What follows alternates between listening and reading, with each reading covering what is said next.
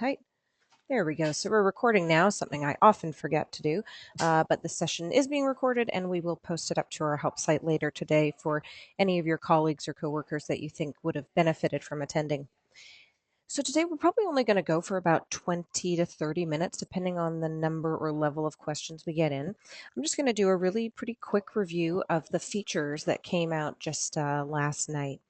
We haven't had any really huge major changes this month, but we have added a few neat little things that I think people are going to dig. So hopefully everyone can see the screen I'm sharing right now. I'm just going to log in to my test environment to point out some of these new features. So I just landed in my test environment. I'm just on my good old classic dashboard view. Now, something we have added with this release are a couple of new KPIs. One of them you're going to find on job details pages. So I'm just going to go to a job. From my main navigation bar, I'm just going to choose View Job and go to one that's fairly recent here. And something we've added, it's showing up on the Summary tab, which is the default page you'll land on when you go to a job details page. And it's this little guy down at the bottom called Health. So it's just as I'm hovering over there, it's explaining itself, which is fantastic. It's the estimated values versus the actual time and expense values to date, and then the variance, so the difference between the estimated and actual values. So it's just a nice little snapshot of how things are going as far as the financial health of this piece of work. Another KPI we've added is actually back on the dashboard. And it wasn't that many months ago that we started putting in these business intelligence visuals, and we've added another one to that group.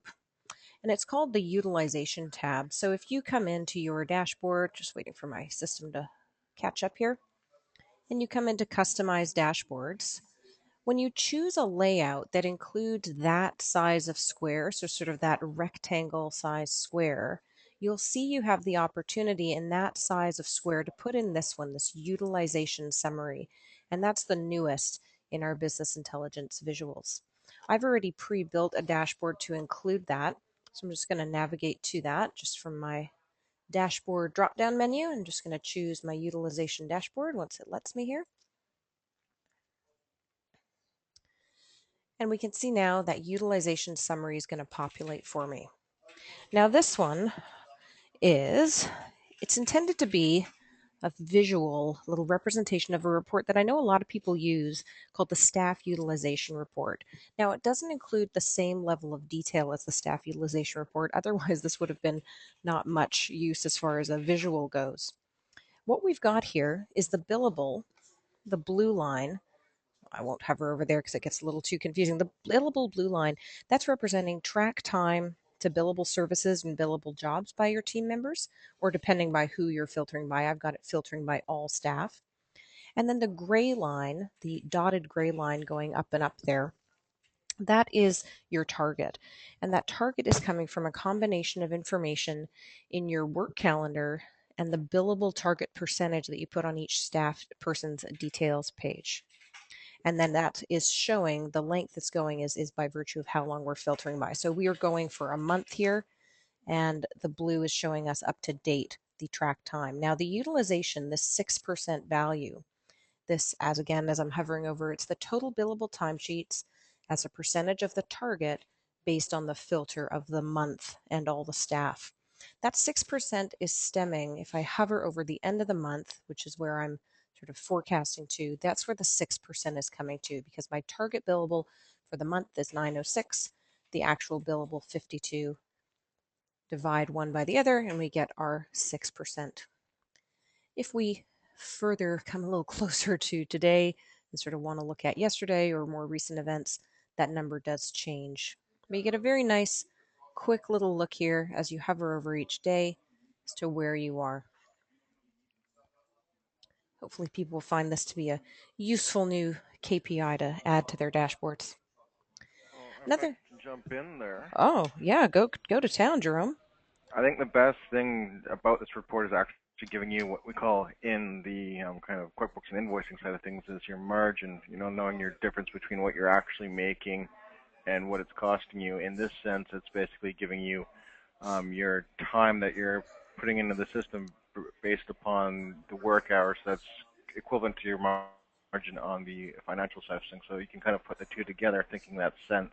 You can see, this person's 16% utilization or the company's 16% utilization. There's room for improvement to make sure that they're a higher margin so that you're making more money and you're being more profitable.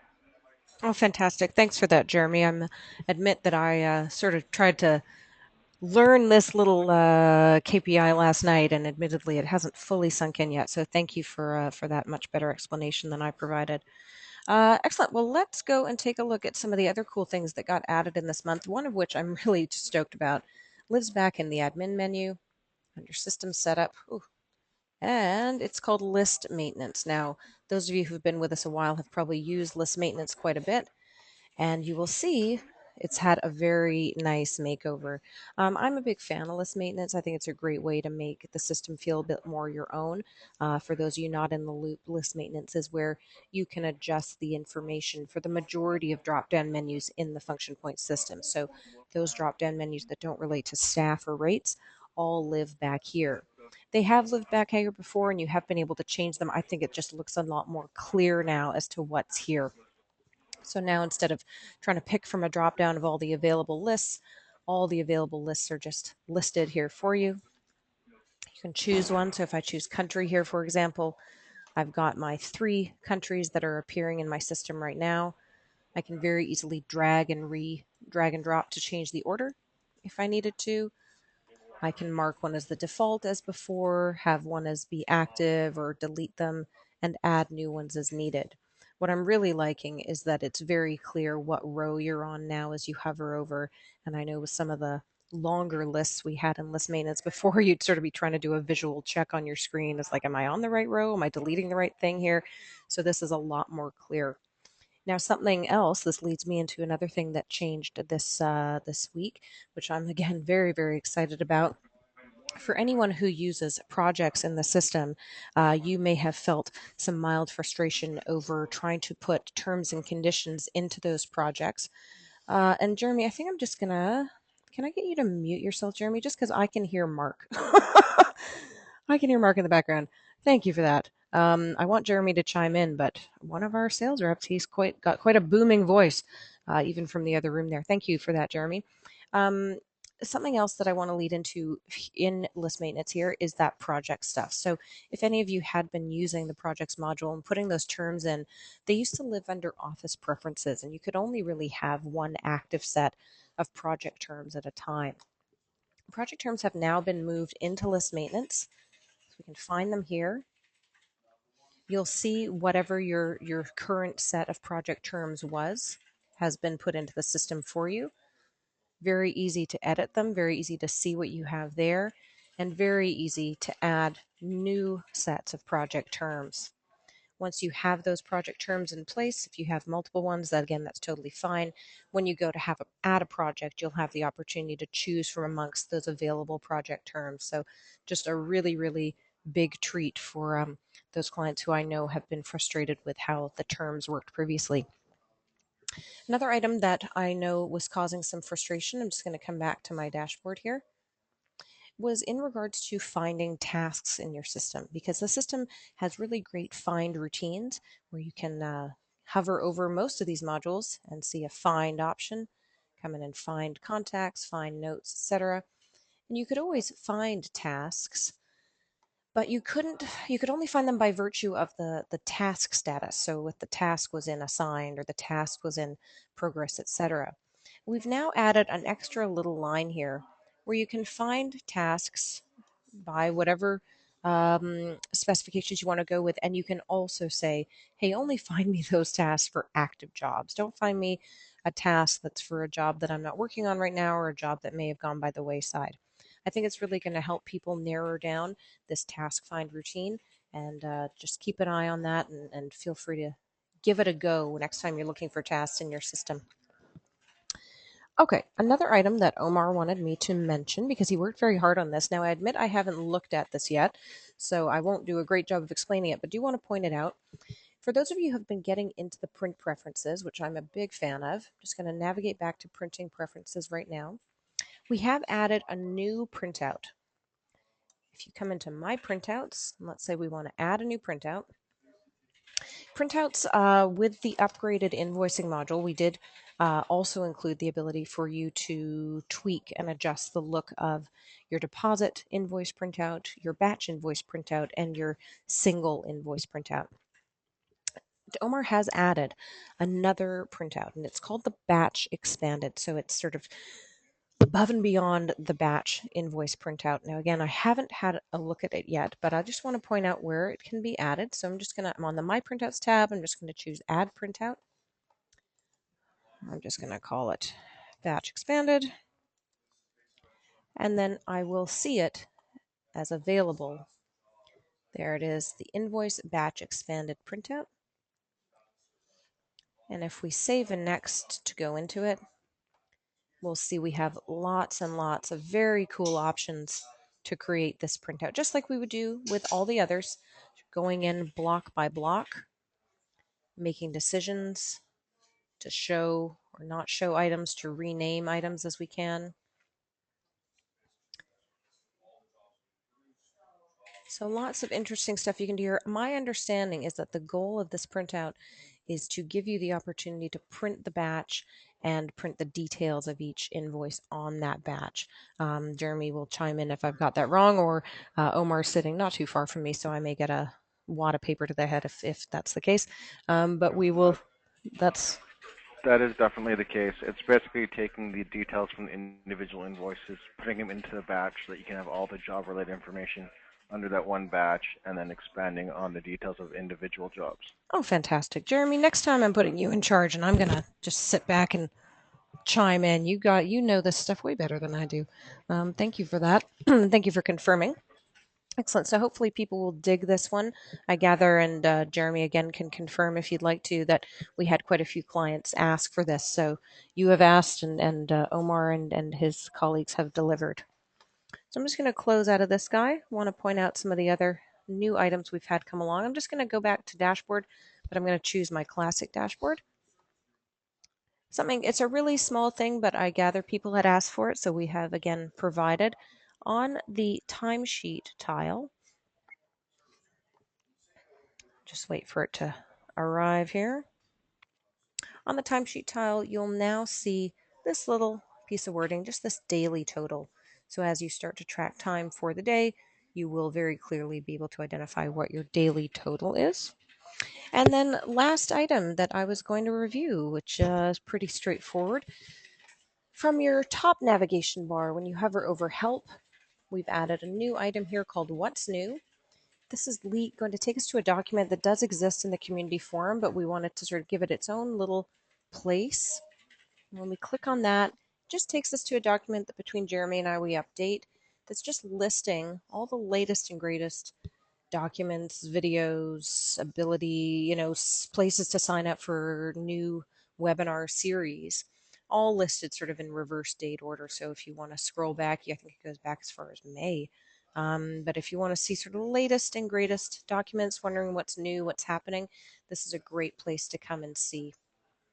So that's just an easy link from the help menu. Excellent. Well, that was all I had. It doesn't look like we've had any questions, Jeremy, which is fine. A No, we quiet haven't. bunch today. That's okay. It's Friday after all. Um, but those were our new items for this month. There are going to be, of course, more new things coming. Oh, looks like you're getting some questions now. Haha. We just had to There we shame go. people into it. Is that if it's one you want to ask and answer on the call, I have no issue with that. Or if it's one better asked and answered quietly, it's entirely up to you, Jerome. Why don't we answer it on the call? Let's Okay. make sure everyone can kind of get the results from the answer. The question is, batch invoice expanded, does it act like a statement? Now, if you're talking about a customer statement, the top header details information could act as a customer statement.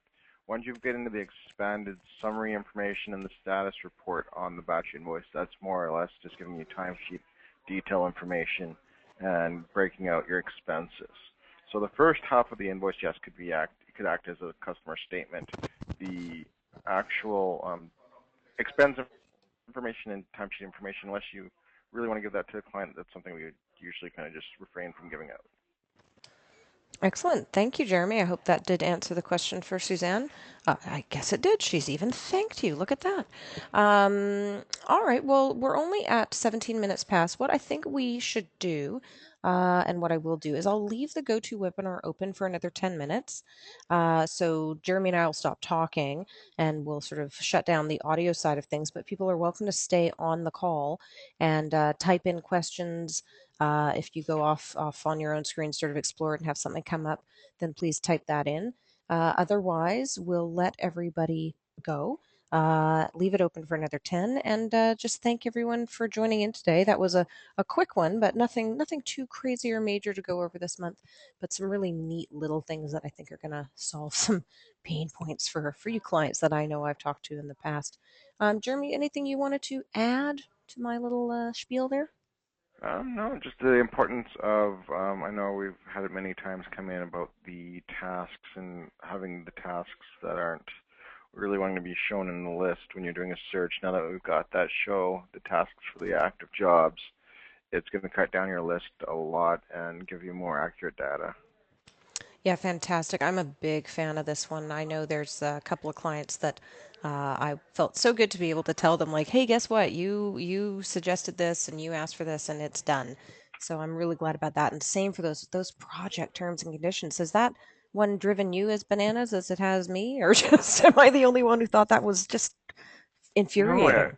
it's just, you only get one option. You have to use that, project term on everything. Now you've got the options. It's gradually and getting where it needs to be as far as what we offer, and it's great that we've added the extra terms option and put it where the rest of the information is actually coming from and where you'd actually Yeah. go more often than none to find it. Exactly. Yeah. Now, office preferences is really just more that, just sort of looking and making sure that your office has the correct information, your office being your organization, making sure that's all sorted. And then, yeah, letting project terms live, like you said, with the rest of those things where you expect it to be. So I'm super smitten about that one. Um, Excellent. Well, everyone. Thanks for joining in. I'm going to stop Thank recording in you. a moment here. And thank you, Jeremy, of course. And we'll leave it open for about another 10 minutes. If people have questions, feel free to type them in.